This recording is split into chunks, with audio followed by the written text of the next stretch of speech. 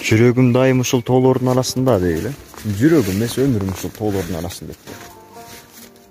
Бирок биздин ата бабаларыбыз ушул тоолордо жашап, деңгээли ушул тоодой бийик болгон.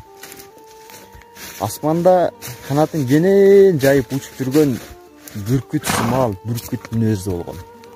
Алгыр, куч, шамдагай, бүркүт мүнөздүү болгон. А жүрөктөр болсо тээ аскада жаткан мөңгүдөй аппак таза болгон. Азыр эмне болду? Азыр баарыбыз төмөн түшүп кеттик. Баарыбыз төмөн түшкөн сайын деңгээлибиз да төмөн түшүп кетти.